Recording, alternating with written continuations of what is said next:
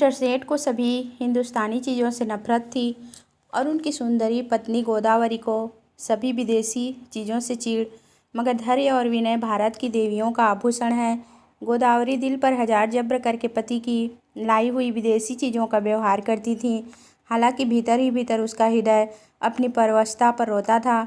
वह जिस वक्त अपने छज्जे पर खड़ी होकर सड़क पर निगाह दौड़ाती और कितनी ही महिलाओं को खद्दर की साड़ियाँ पहने गर्व से सिर उठाए चलते देखती, तो उसके भीतर की वेदना एक ठंडी आह बनकर निकल जाती थी। उसे ऐसा मालूम होता था कि मुझसे ज़्यादा बदनसीब औरत संसार में नहीं है। मैं अपने स्वदेशवासियों की इतनी भी सेवा नहीं कर सकती। शाम को मिस्टर सेठ के आग्रह करने पर वह कहीं मनोरंजन या सैर के लिए जाती तो विदेशी कपड़े पहने हुए निकलते शर्म से उसकी गर्दन झुक जाती थी। वह पत्रों में महिलाओं के जोश भरे व्याख्यान पढ़ती तो उसकी आंखें जगमगा उठती। थोड़ी देर के लिए वह भूल जाती कि मैं यहाँ बंधनों में जकड़ी हुई हूँ। होली का दिन था। 8 बजे रात का समय। स्वदेश के नाम पर बिके हुए अनुरागियों का जुलूस आकर मिस्टर सेठ के मकान के सामने रुका और उसी चौड़े मैदान में विलायती कपड़ों की होलियाँ लगाने की तैयारी होने लगी। गोदावरी अपने कमरे में खिड़की पर खड़ी यह समारोह देखती थी और दिल में अफसोस कर रह जाती थी। एक वह है जो यूँ खुश खुश आज़ादी के नशे से मतवाले गर्व से सिर उठाए होली लगा रहे हैं, और एक मैं हूँ कि पिंजड़े में बंद पंछी की तरह फड़फड़ा रही हूँ। इन तीलियों को कैसे तोड़ दूँ? उसने कमरे में निगाह दौड़ाई। सभी चीज़ें विदेशी थी, स्वदेशी का एक सूत भी न था। यही चीज़ें वहाँ जलाई जा रही थी और वही चीज़ें यहाँ उसके हृदय में संचित ग्लानि की भांति संदूकों में रखी हुई थी। उसकी जीभ एक लहर उठ रही थी कि इन चीज़ों को उठाकर उसी होली में डाल दें, उनकी सारी ग्लानि और दुर्बलता जलकर भस्म हो जाए। मगर पति की अप्रसन्नता के भय ने उसका हाथ पकड़ लिया। सहसा मिस्टर सेठ ने अंदर आकर कहा, जरा इन सिरफिरों को देखो, कपड़े जला रहे हैं। यह पागलपन, उन्माद और विद्रोह नहीं तो और क्या है?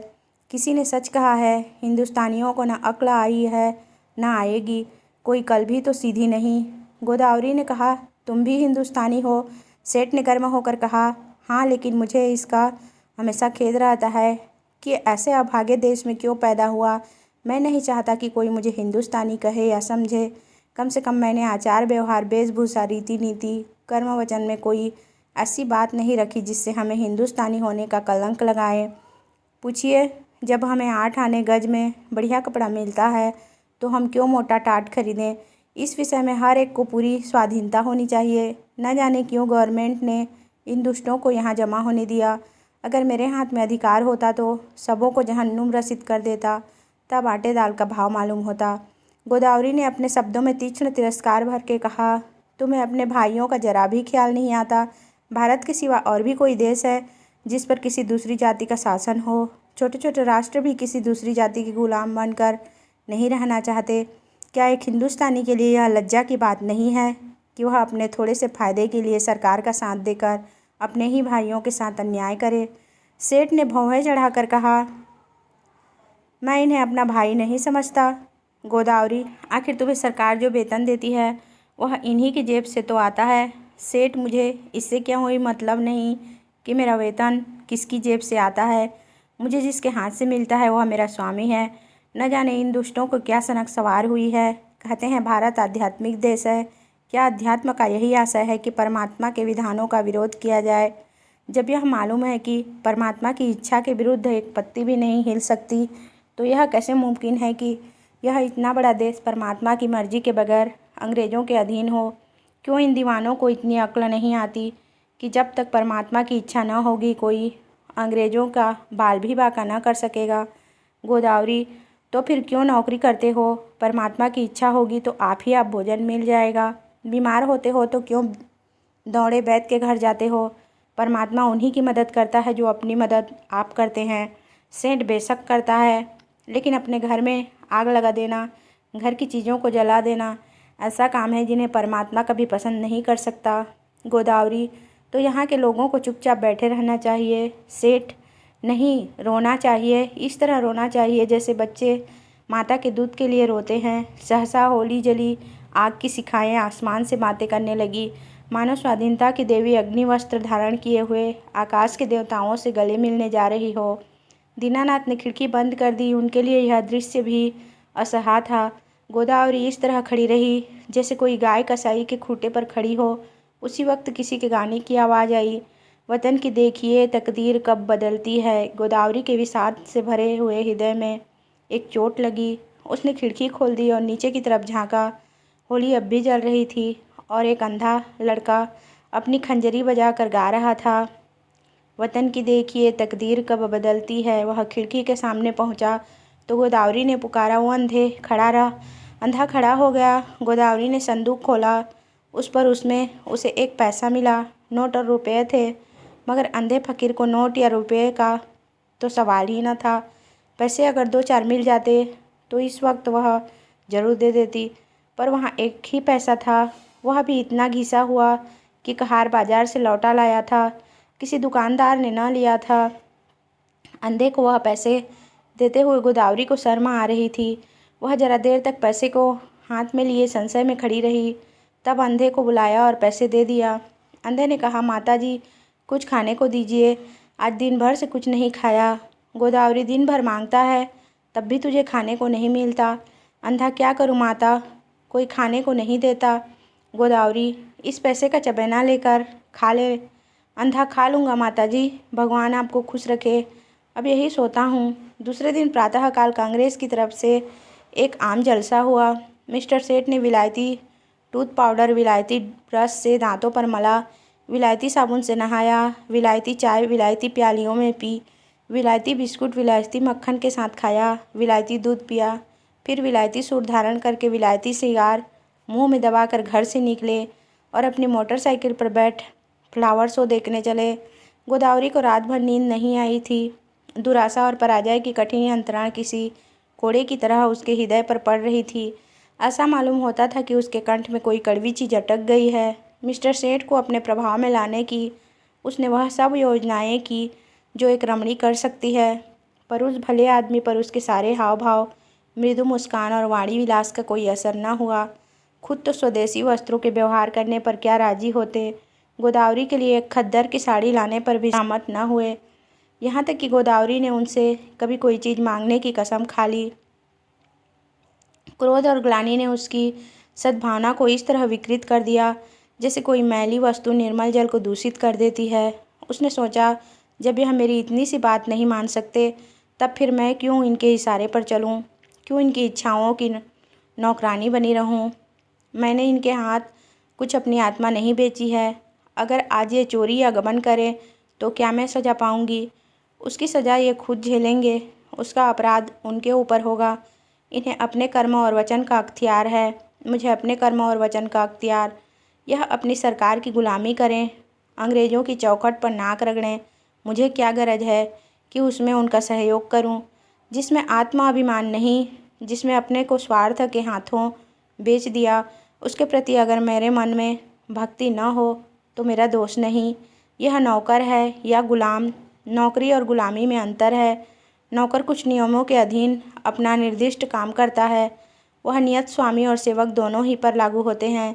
स्वामी अगर अपमान करे, अपशब्द कहे तो नौकर उसको सहन करने के लिए मजबूर नहीं। गुलाम के लिए कोई शर्त नहीं, उसकी दैहिक गुलामी पीछे होती है, मानसिक गुलामी पहले ही हो जाती है। सरकार ने इनसे कब कहा कि देसी चीज़ें न खरीदो? सरकारी टिकटों तक पर यह शब्द लिखे होते हैं, स्वदेशी चीज़ें खरीदो।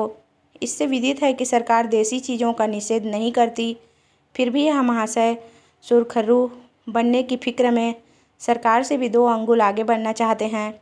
मिस्टर सेठ ने कुछ झेपते हुए कहा, कल फ्लावर शो देखने चलेगी?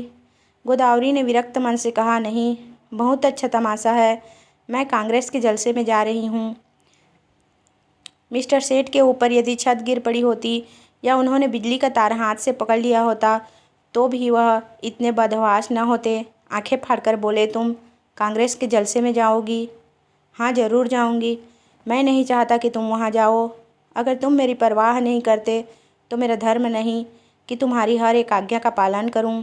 मिस्टर सेठ ने आंखों में विष भर कर कहा, नतीजा बुरा होगा।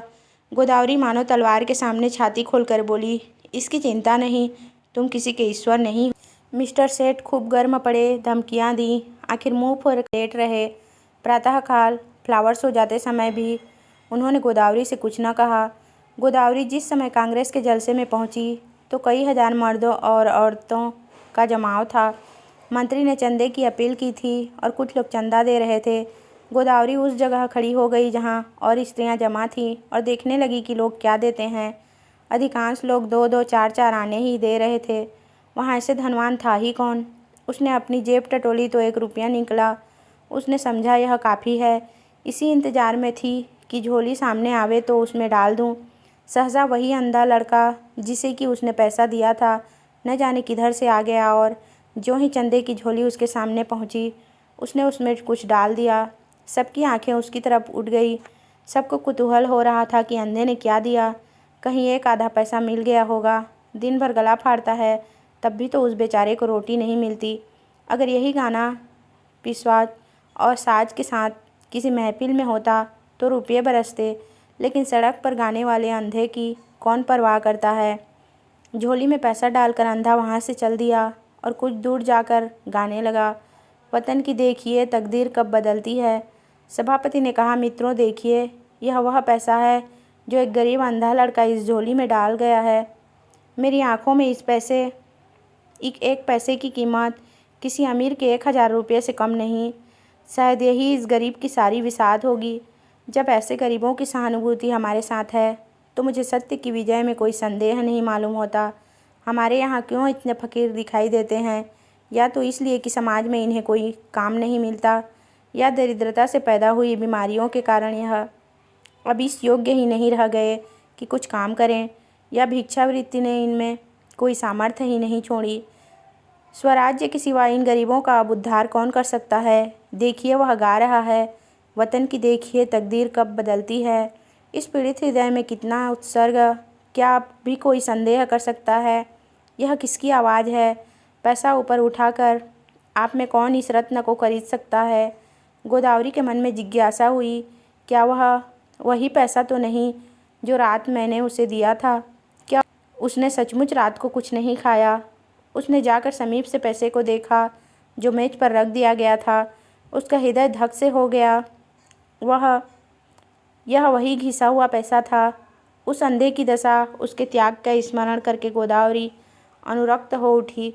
कांपते हुए सर में बोली, मुझे आप यह पैसे दे दीजिए, मैं 5 रुपये दूंगी। सभापति ने कहा, एक बहन इस पैसे के दाम 5 रुपये दे रही। दूसरी आवाज़ आई 10 रुपये, तीसरी आवाज़ आई 20 रुपये। गोदावरी ने इस अंतिम व्यक्ति की ओर देखा। उसके मुख पर आत्माभिमान झलक रहा था, मानो कह रहा हो कि यहाँ कौन है जो मेरी बराबरी कर सके। गोदावरी के मन में स्पर्धा का भाव जाग उठा। चाहे कुछ हो जाए, उसके हाथ में यह पैसा न जाए। समझता है इसने 20 रुपये क्या कह दिए, सारे संसार को मोल लिया। गोदावरी ने कहा 40 रुपये। उस पुरुष ने तुरंत कहा 50 रुपये। हजारों आंखें गोदावरी की ओर उठ गई, मानो कह रही हो, अब आप ही हमारी लाज रखिए। गोदावरी ने उस आदमी की ओर देखकर धमकी से मिले हुए स्वर में कहा 100 रुपये। धनी आदमी ने भी तुरंत कहा 120 रुपये। लोगों के चेहरे पर हवाइयाँ उड़ने लगी। समझ गए इसी के हाथ विजय रही। निराश आंखों से गोदावरी की ओर ताकने लगे, मगर ज्यों ही गोदावरी के मुंह से निकला 150 कि चारों तरफ तालियां पड़ने लगी, मानो किसी दंगल के दर्शक अपने पहलवान की विजय पर मतवाले हो गए हों। उस आदमी ने फिर कहा 250। गोदावरी बोली 200। फिर चारों तरफ से तालियां बढ़ी। प्रतिद्वंदी ने अब मैदान से हट जाने में ही अपनी कुशल समझी। गोदावरी विजय के गर्व पर नम्रता का पर्दा डाले हुए खड़ी थी और हजारों शुभकामनाएं उस पर फूलों की तरह बरस रही थी। जब लोगों को मालूम हुआ कि यह देवी मिस्टर सेठ की बीवी है तो उन्हें ईर्ष्यामय आनंद के साथ उस पर दया भी आई। मिस्टर सेठ अभी फ्लावर शो में ही थे कि एक पुलिस के अफसर ने उन्हें यह घातक संवाद सुनाया। मिस्टर सेठ सकते में पड़ गए, मानो सारी देह शून्य पड़ गई हो। फिर दोनों मुट्ठियाँ बांध ली, दांत पीसे, ओंठ चबाए और उसी वक्त घर चले। उनकी मोटरसाइकिल कभी इतनी तेज न चली थी। घर में कदम रखते ही उन्होंने चिंगारियों भरी आंखों से देखते हुए कहा, क्या तुम मेरे मुंह में कालिक पुतवाना चाहती हो? गोदावरी ने शांत भाव से कहा, कुछ मुंह से भी तो कहो, या गालियां ही दिए जाओगे? तुम्हारे मुंह में कालिक लगेगी तो क्या मेरे मुंह में न लगेगी? तुम्हारी जड़ खुदेगी तो मेरे लिए दूसरा कौन सा सहारा है? मिस्टर सेठ, सारे शहर में तूफान मचा हुआ है। तुमने मेरे रुपये दिए क्यों? गोदावरी ने उसी शांत भाव से कहा, इसलिए कि मैं उसे अपना ही रुपया समझती हूँ। मिस्टर सेठ दांत किटकिटा कर बोले, हरगिज नहीं, तुम्हें मेरा रुपया खर्च करने का कोई हक नहीं। गोदावरी, बिल्कुल गलत। तुम्हारे रुपये खर्च करने का तुम्हें जितना अख्तियार है उतना ही मुझको भी है। हाँ, जब तलाक का कानून पास करा लोगे और तलाक दे दोगे तब ना रहेगा। मिस्टर सेठ ने अपना हैट इतने ज़ोर से मेज पर फेंका कि वह लुढ़कता हुआ ज़मीन पर गिर पड़ा और बोले, मुझे तुम्हारी अक्ल पर अफसोस आता है। जानती हो तुम्हारी इस उद्दंडता का क्या नतीजा होगा? मुझसे जवाब तलब हो जाएगा। बतलाओ, क्या जवाब दूंगा? जब यह जाहिर है कि कांग्रेस सरकार से दुश्मनी कर रही है तो कांग्रेस की मदद करना सरकार के साथ दुश्मनी करना है। तुमने तो नहीं की कांग्रेस की मदद, तुमने तो की। इसकी सज़ा मुझे मिलेगी या तुम्हें? अगर मैं चोरी करूं तो क्या तुम जेल जाओगे? चोरी की बात और है, यह बात और है। तो क्या कांग्रेस की मदद करना चोरी या डाके से भी बुरा है? हाँ, सरकारी नौकर के लिए चोरी या डाके से भी कहीं बुरा है। मैंने यह नहीं समझा था। अगर तुमने यह नहीं समझा था तो तुम्हारी ही बुद्धि का भ्रम था। रोज़ अखबारों में देखती हो, फिर भी मुझसे पूछती हो। एक कांग्रेस का आदमी प्लेटफार्म पर बोलने खड़ा होता है तो बीसियों सादे कपड़े वाले पुलिस अफसर उसकी रिपोर्ट लेने बैठते हैं। कांग्रेस के सरगनाओं के पीछे कई कई मुखबरी लगा दिए जाते हैं जिनका काम यही है कि उन पर कड़ी निगाह रखें। चोरों के साथ तो इतनी सख्ती कभी नहीं की जाती, इसलिए हजारों चोरियां और डाके और खून रोज़ होते रहते हैं। किसी का कुछ पता नहीं चलता, न पुलिस इसकी परवाह करती है। मगर पुलिस को जिस मामले में राजनीति की गंध भी आ जाती है, फिर देखो पुलिस की मुस्तैदी। इंस्पेक्टर जनरल से लेकर कांस्टेबल तक एड़ियों तक का जोर लगाते हैं। सरकार को चोरों से भय नहीं, चोर सरकार पर चोट नहीं करता। कांग्रेस सरकार के अख्तियार पर हमला करती है, इसलिए सरकार भी अपनी रक्षा के लिए अपने अख्तियार से काम लेती है। यह तो प्रकृति का नियम है। मिस्टर सेठ आज दफ्तर चले तो उनके कदम पीछे रह जाते थे। न जाने आज वहाँ क्या हाल हो। रोज़ की तरह दफ्तर में पहुंचकर उन्होंने चपरासियों को डांटा नहीं, क्लर्कों पर रोब नहीं जमाया। चुपके से जाकर कुर्सी पर बैठ गए। ऐसा मालूम होता था कोई तलवार सिर पर लटक रही है। साहब की मोटर की आवाज़ सुनते ही उनके प्राण सूख गए। रोज़ वह अपने कमरे में बैठे रहते थे। जब साहब आकर बैठ जाते थे तब आधा घंटे के बाद मिसलें लेकर पहुंचते थे। आज वह बरामदे में खड़े थे। साहब उतरे तो झुककर उन्होंने सलाम किया, मगर साहब ने मुंह फेर लिया। लेकिन वह हिम्मत नहीं हारे, आगे बढ़कर पर्दा हटा दिया। साहब कमरे में गए तो सेठ साहब ने पंखा खोल दिया, मगर जान सूखी जाती थी कि देखें कब सिर पर तलवार गिरती है। साहब ज्यों ही कुर्सी पर बैठे, सेठ ने लपक कर सिगार केस और दिया सलाई मेज पर रख दी। एकाएक ऐसा मालूम हुआ मानो आसमान फट गया हो। साहब गरज रहे थे, तुम दगाबाज आदमी हैं। सेठ ने इस तरह साहब की तरफ देखा जैसे उनका मतलब नहीं समझे। साहब ने फिर गरज कर कहा, तुम दगाबाज आदमी हो। मिस्टर सेठ का खून गर्म हो उठा। बोले, मेरा तो ख्याल है कि मुझसे बड़ा राजभक्त इस देश में न होगा। साहब, तुम नमक हराम आदमी है। मिस्टर सेठ के चेहरे पर सुर्खी आई। आप व्यर्थ ही अपनी ज़बान खराब कर रहे हैं। साहब, तुम शैतान आदमी है। मिस्टर सेठ की आंखों में सुर्खी आई। आप मेरी बेइज्जती कर रहे हैं। ऐसी बातें सुनने की मुझे आदत नहीं है। साहब, चुप रहो। यू ब्लडी, तुमको सरकार 500 रुपये इसलिए नहीं देता कि तुम अपने वाइफ हाथ से कांग्रेस का चंदा दिलवाओ। तुमको इसलिए सरकार रुपया नहीं देता। मिस्टर सेठ को अब अपनी सफाई देने का अवसर मिला। बोले, मैं आपको विश्वास दिलाता हूँ कि मेरी वाइफ ने सरासर मेरी मर्जी के खिलाफ़ रुपये दिए हैं। मैं तो उस वक्त फ्लावर शो देखने गया था जहाँ मिस फ्रांक का गुलदस्ता 5 रुपये में लिया। वहाँ से लौटा तो मुझे यह खबर मिली। साहब, ओह, तुम हमको बेवकूफ़ बनाता है। यह बात अग्नि शिला की भांति ज्यों ही साहब के मस्तिष्क में घुसी, उनके मिजाज का पारा उबाल के दर्जे तक पहुंच गया। किसी हिंदुस्तानी की इतनी मजाल कि उन्हें बेवकूफ़ बनाए, वह जो हिंदुस्तान के बादशाह हैं, जिनके पास बड़े बड़े तालुकेदार सलाम करने आते हैं, जिनके नौकरों को बड़े बड़े रईस नजराना देते हैं, उन्हीं को कोई बेवकूफ़ बनाए। उसके लिए वह असहा था, रूल उठा कर दौड़ा। लेकिन मिस्टर सेठ भी मजबूत आदमी थे। यूँ वह हर तरह की खुशामद किया करते थे, लेकिन यह अपमान स्वीकार न कर सके। उन्होंने रूल को तो हाथ पर लिया और एक डग आगे बढ़कर ऐसा घूसा साहब के मुंह पर रसीद किया कि साहब की आंखों के सामने अंधेरा छा गया। वह इस मुष्टि प्रहार के लिए तैयार न थे। उन्हें कई बार इसका अनुभव हो चुका था कि नेटिव बहुत शांत, दब्बू और गमखोर होता है। विशेषकर साहबों के सामने तो उसकी ज़बान तक नहीं खुलती। कुर्सी पर बैठकर नाक का खून पोंछने लगा। फिर मिस्टर सेठ से उलझने की उसकी हिम्मत नहीं पड़ी, मगर दिल में सोच रहा था इसे कैसे नीचा दिखाऊं। मिस्टर सेठ भी अपने कमरे में आकर इस परिस्थिति पर विचार करने लगे। उन्हें बिल्कुल खेद न था, बल्कि वह अपने साहस पर प्रसन्न थे। इसकी बदमाशी तो देखो कि मुझ पर रूल चला दिया। जितना दबता था उतना ही दबाया जाता था। मैम यारों को लिए घूमा करती है, उससे बोलने की हिम्मत नहीं पड़ती। मुझसे शेर बन गया। अब दौड़ेगा कमिश्नर के पास, मुझे बर्खास्त कराए बगैर न छोड़ेगा। यह सब कुछ गोदावरी के कारण हो रहा है। बेइज्जती तो हो ही गई, अब रोटियों को भी मोहताज होना पड़ा। मुझसे तो कोई पूछेगा भी नहीं। बर्खास्तगी का परवान आ जाएगा। अपील कहाँ होगी? सेक्रेटरी है हिंदुस्तानी, मगर अंग्रेज़ों से भी ज़्यादा अंग्रेज। होम मेंबर भी हिंदुस्तानी हैं, मगर अंग्रेज़ों के गुलाम। गोदावरी के चंदे का हाल सुनते ही उन्हें जूड़ी चढ़ाएगी। न्याय की किसी से आशा नहीं। अब यहाँ से निकल जाने में ही कुशल है। उन्होंने तुरंत एक इस्तीफ़ा लिखा और साहब के पास भेज दिया। साहब ने उस पर लिख दिया, बर्खास्त। दोपहर को जब मिस्टर सेठ मुंह लटकाए हुए घर पहुँचे तो गोदावरी ने पूछा, आज जल्दी कैसे आ गए? मिस्टर सेठ दहकती हुई आंखों से देखकर बोले, जिस बात पर लगी थी वह हो गई, अब रो। सिर पर हाथ रख के। गोदावरी, बात क्या हुई? कुछ कहो भी तो। सेठ, बात क्या हुई? उसने आंखें दिखाई। मैंने चाटा जमाया और इस्तीफ़ा देकर चला आया। गोदावरी, इस्तीफ़ा देने की क्या जल्दी थी? सेठ, और क्या सिर के बाल नुचवाता? तुम्हारा यही हाल है तो आज नहीं कल अलग होना ही पड़ता। गोदावरी, खैर जो हुआ अच्छा ही हुआ। आज से तुम भी कांग्रेस में शरीक हो जाओ।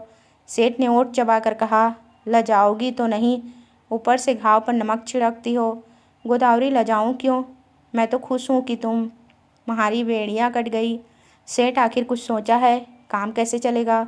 गोदावरी, सब सोच लिया है, मैं चल कर दिखा दूंगी। हाँ, मैं जो कुछ कहूँ वह तुम किए जाना। अब तक मैं तुम्हारे इशारे पर चलती थी, अब से तुम मेरे इशारे पर चलना। मैं तुमसे किसी बात की शिकायत न करती थी। तुम जो कुछ खिलाते थे खाती थी, जो कुछ पहनाते थे पहनती थी। महल में रखते थे महल में रहती, झोपड़ी में रखते झोपड़ी में रहती। उसी तरह तुम भी रहना। जो काम करने को कहूँ वह करना, फिर देखूँ कैसे काम नहीं चलता। बड़प्पन सूट बूट और ठाट बाट में नहीं है। जिसकी आत्मा पवित्र हो वही ऊंचा है। आज तक तुम मेरे पति थे, आज से मैं तुम्हारा पति हूँ। सेठ जी उसकी ओर स्नेह की आंखों से देखकर हंस पड़े।